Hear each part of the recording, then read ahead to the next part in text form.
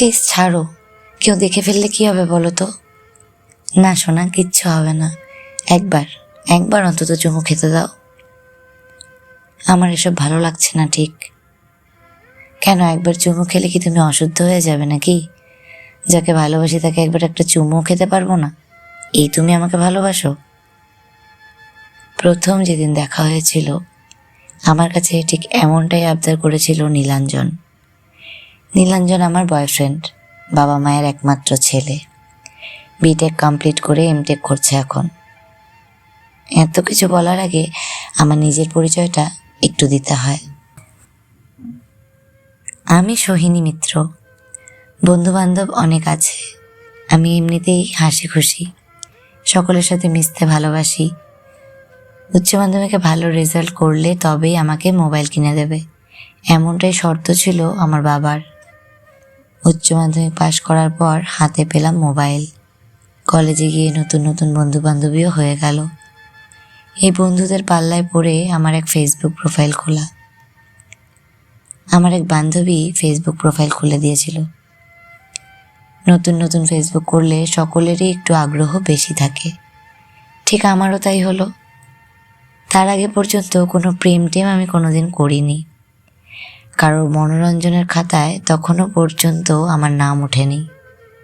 ফেসবুকে কত friend request আসতো, আর সবাইকেই অ্যাকসেপ্ট করতাম, দু একজনের সঙ্গে টুকটাক কথাও বলতাম।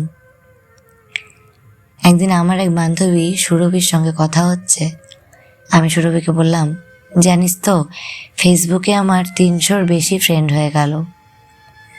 ও শুনে বলল, এক সপ্তাহে এত ফ্রেন্ড? হবে নাই বা কেন, তুই তো সুন্দরী, সুন্দরীদের প্রোফাইলে একটু ভিড় বেশিই হয়। আমি বললাম, বকিস না তো, তুই তো আমার থেকেও সুন্দরী। সুরভি বলল, তবে দেখে শুনে অ্যাকসেপ্ট করিস, সবাই কিন্তু ভালো হয় না, আমি অনেক ঠকেছি, তাই তোকে বললাম। ঠিকই বলেছিস, এবার থেকে ভালো করে চেক করে তবেই অ্যাকসেপ্ট করব। এই ফেসবুকে পরিচয় হলো নীলাঞ্জনের সাথে। প্রথমে সবাই আসে বন্ধুত্বের দাবি নিয়ে, আর সেই কারণেই ফ্রেন্ড রিকোয়েস্ট পাঠায়। তবে নীলাঞ্জনকে বন্ধু তালিকায় রাখার আগে প্রোফাইলটা চেক করে দেখে নিই, তারপরেই অ্যাকসেপ্ট করি। কারণ একজনের ফেসবুক প্রোফাইল দেখলে মোটামুটি বোঝা যায় সে কেমন হতে পারে। নীলাঞ্জনের ক্ষেত্রে সেটাই করলাম। তার পোস্ট, শেয়ার করা ভিডিও, ছবি, নানান রকম শিক্ষামূলক লেখা শেয়ার করা দেখে মনে হয়েছিল ছেলেটি ভদ্র। তারপর বন্ধুত্ব, আর এই বন্ধুত্ব থেকে হয়ে গেল প্রেম। প্রেমের প্রস্তাব নীলাঞ্জনই আমাকে দিয়েছিল। পরে ভেবে চিনতে আমি রাজি হয়েছিলাম। এত ভালো ভালো করে কথা বলতো, আমি মুগ্ধ না হয়ে পারতাম না। ওর মতো ভালো ছেলে আর হয়তো একটাও হয় না। আমার জীবনে দেখা এরকম ভালো ছেলে এই প্রথম। বাড়িতে কেউ জানে না যে আমি প্রেম করছি, বাবা মা জানতে পারলে তো রক্ষে নেই আর। তাই ফোনে কথা বলা অপেক্ষা মেসেজেই কথা বলতাম বেশি। প্রতিদিন রাতে মেসেঞ্জারে মেসেজ করেই কথা হতো। আমার বিষয়ে এতটা কেয়ারিং ভাবতেই পারতাম না। এদিকে অন্য যারা ফ্রেন্ড ছিল তাদেরকে আর রিপ্লাই করা হয়ে উঠতো না। কত মেসেজ যে আনসিন হয়েই থাকতো তার হিসেব নেই। আমি নীলাঞ্জনকে যখন বলতাম, দেখো না ওই ছেলেটা মেসেজ করে ডিস্টার্ব করছে, ও শুনে বলতো, ওইসব বাজে ছেলেদের ফ্রেন্ড লিস্টে রাখো কেন, ব্লক করে দাও না। ওর কথা মতো তাই করে দিতাম। তখন ওর প্রেমে হাবুডুবু খাচ্ছি আমি। তারপর ও নিজেই বলল, একদিন দেখা করব। আমার তো প্রবল ইচ্ছা মনের মানুষের সাথে দেখা করব। অবশেষে সমস্ত প্রতীক্ষার অবসান ঘটিয়ে দেখা হলো আমার প্রেমিক নীলাঞ্জন বসুর সাথে।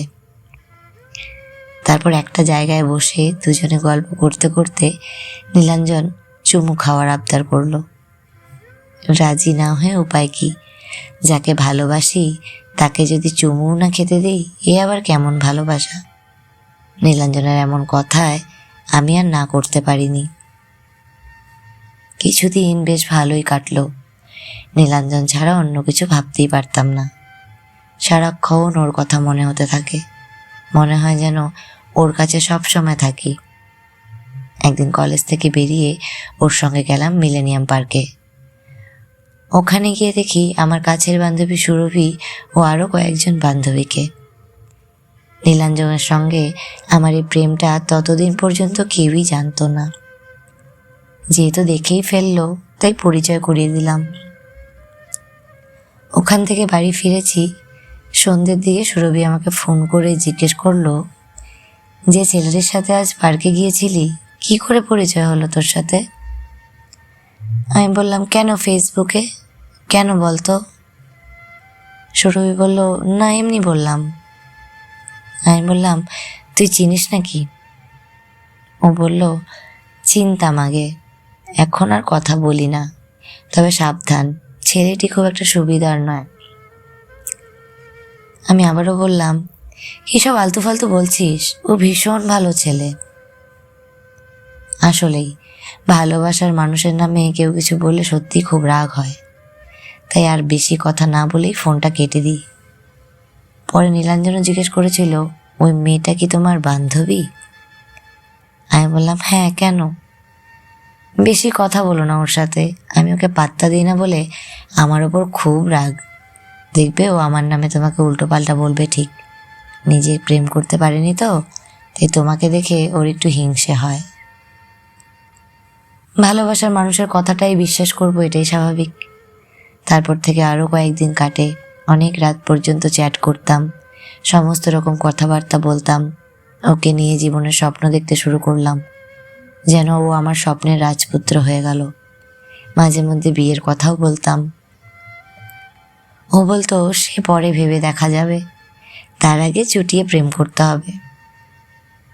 তো একদিন নীলাঞ্জন আমাকে বলল, সোহিনী, তোমাকে একদিন আমাদের বাড়িতে নিয়ে আসবো, আমার মায়ের সাথে পরিচয় করিয়ে দেব। মাকে তোমার কথা বলেছি, তুমি আসবে তো? আমি বললাম, হ্যাঁ, নিশ্চয়ই যাব। মনে মনে ভাবলাম, নীলাঞ্জন আমার কথা ওর মাকে বলেছে, সত্যি তো বিশাল আনন্দের ব্যাপার। আমি হলে তো বলতেই পারতাম না। স্বপ্ন দেখতে শুরু করলাম, নীলাঞ্জনের বউ হয়ে একদিন ওর বাড়িতে যাবই। নীলাঞ্জনকে প্রায় দিনই বলতে লাগলাম, কবে নিয়ে যাবে বলো তোমাদের বাড়ি? নীলাঞ্জন বলতো, ঠিক একদিন সময় করে নিয়ে যাব, মায়ের ছুটির দিনে তোমাকে নিয়ে যাব, কারণ মা তো জব করেন, তুমি তো আর ফাঁকা বাড়িতে আসবে না, আর তোমাকে নিয়ে আসাটাও ঠিক হবে না। এইসব কথায় বিশ্বাস জন্মানো নীলাঞ্জনের ওপর। মনের দিক থেকে কতটা সৎ থাকলে একজন এটা বলতে পারে।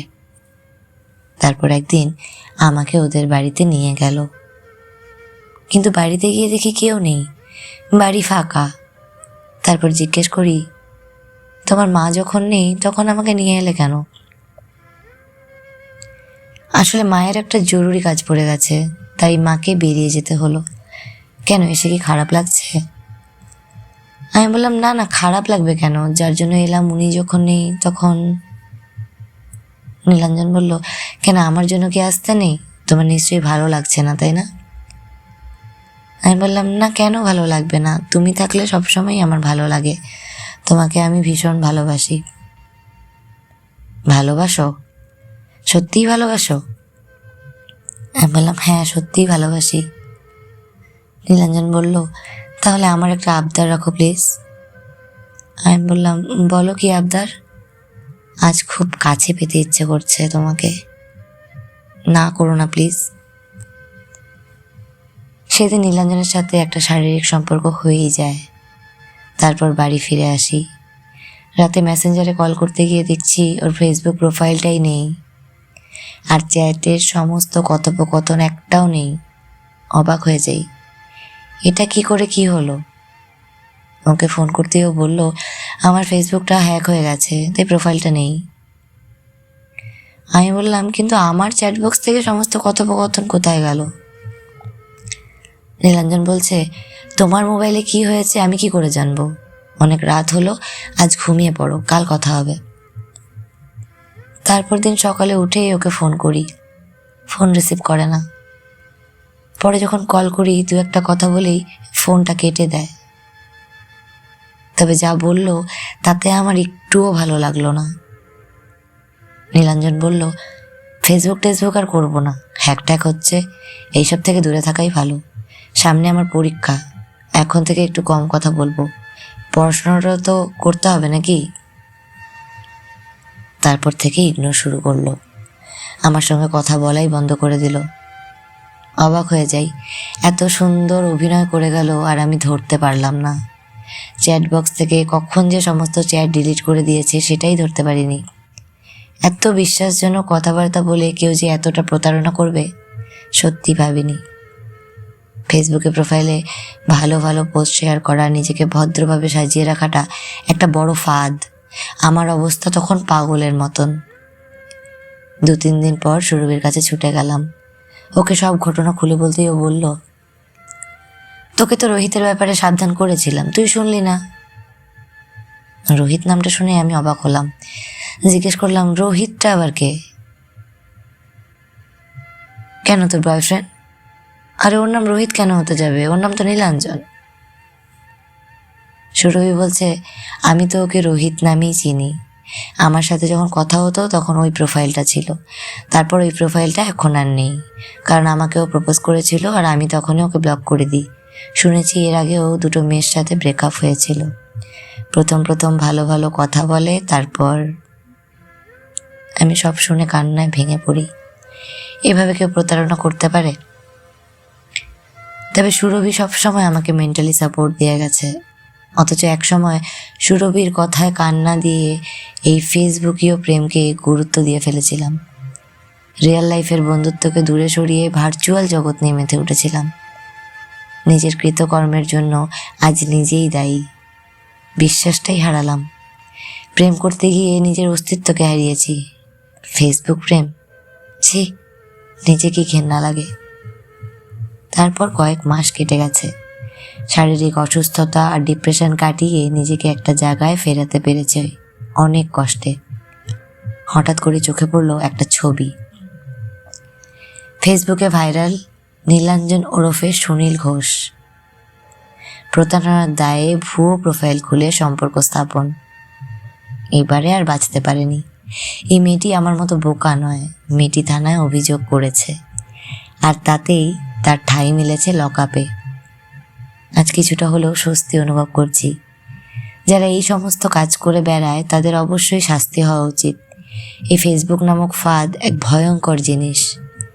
ভালো মানুষের মুখোশ পরে কিছু মানুষ ফেসবুকে নিজেদের সাজিয়ে রাখে, আর তাতেই সোহিনীর মতো মেয়েরা ভালোবাসার প্রলোভনে পা দিয়ে কামনার চোরাবালিতে ডুবে যায়, হারায় বিশ্বাস।